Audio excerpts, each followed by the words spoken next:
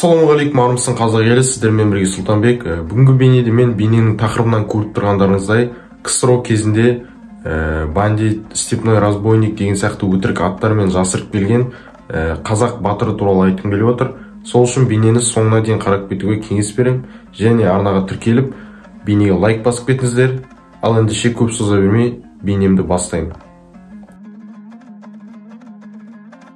Оспан Исламұлы, яғни Оспан Батыр 1899 жылы қазіргі Қытай жерінде, нақтырақ айтсақ Алтай Көктоғай жерінде дүниеге келген, руы Абақ Керей, ұлт-азаттық көтерілісінің басшысы.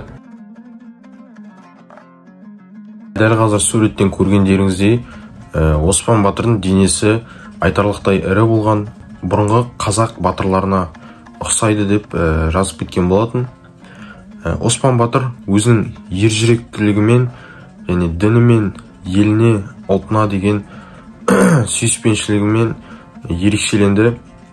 Неге десеңіздер, Оспан Батыр тек бір елмен ғана емес, Қызыл Орыспен де, Қызыл Қытаймен де, Қызыл Моңғолмен де үш жақтан Оспан Батырды қысымға алған болатын.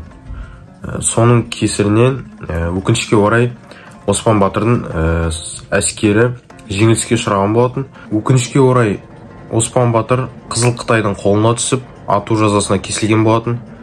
Сол кездегі Оспан Батырмен бірге өмір сүрген адамдардың айтуы бойынша, Оспан Батырды атар алдында Оспан Батыр мынандай сөздерді айтқан болатын: мен өмір бойы оққа қарсы шапқан адаммын. Сол үшін мені артымнан емес, алдымнан жауынгер ретінде атуларыңызды сұраймын деген екен.